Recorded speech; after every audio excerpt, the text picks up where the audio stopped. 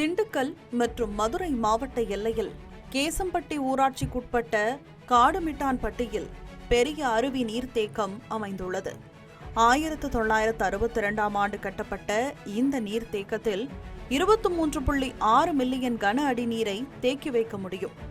இதன் மூலம் சுமார் 170 ஏக்கர் நிலங்களும் 24 பாசன கண்மாய்கள் மூலம் 670 ஏக்கர் நிலங்களும் பாசன வசதி பெறுகின்றன.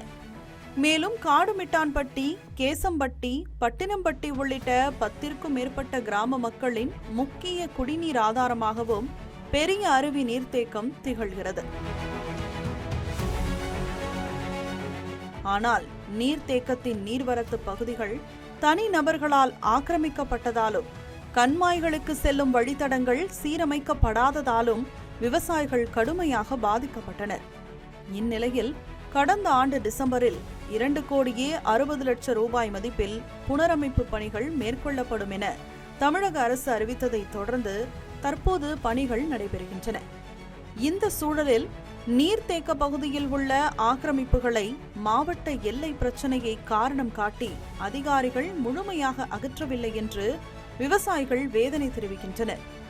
மேலும் கண்மாய்களுக்கு செல்லும் கால்வாய்கள் திட்டமிடல் இல்லாமல் தரமற்ற கட்டுமான பொருட்களை பயன்படுத்தி கட்டப்பட்டு வருவதாக சமூக ஆர்வலர்கள் குற்றம் சாட்டுகின்றனர். இன்னொரு பக்கம் இந்த வேலைகள் நடந்துகிட்டு இருக்கு.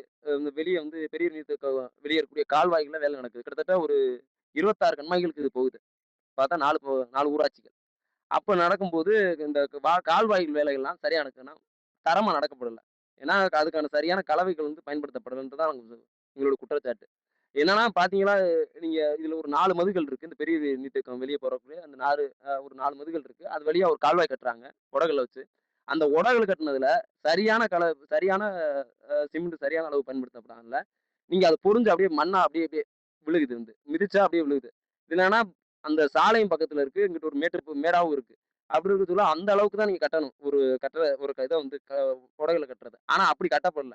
என்னன்னா அது கீழே கட்டிருக்காங்க. நாளைக்கு மழை பெய்யும் வேணாம்னா அந்த மண்ணுகள்லாம் அரித்து அந்த கால்வாய்க்குள்ள விழுகும். அப்படின்னா தண்ணி அங்க போறதுக்கான வாய்ப்பு இல்லை. இங்க உள்ள இயற்கை வளங்கள் பாதுகாக்கப்படணும் அப்படின்றதுக்காக நாங்க என்னோட பேர்லயே நான் இப்போ ஒரு மாசத்துக்கு முன்னால சரியா தேதி தரல. அந்த தேதியில இப்ப நான் அனுப்பிச்சு இப்போ எந்த நடவடிக்கையும் இப்போ பெட்டிஷன் கொடுத்துமே எந்த நடவடிக்கையும் இல்லாம இருக்கிறது ஒரு பெரிய ஒரு அதிருப்தியா இருக்கு.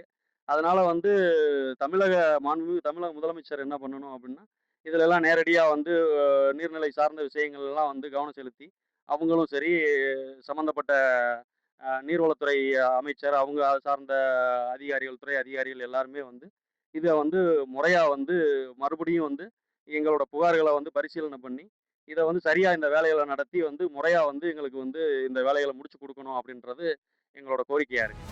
தரமற்ற முறையில் பெரிய அருவி நீர்த்தேக்கத்தை புனரமைத்தால் தங்களின் வாழ்வாதாரம் பெரிதும் பாதிக்கப்படும் என கவலை தெரிவிக்கும் விவசாயிகள் புனரமைப்பு பணிகள் தரமான முறையில் நடைபெறுவதை தமிழக அரசு உறுதி செய்ய வேண்டும் என வலியுறுத்தியுள்ளனர்.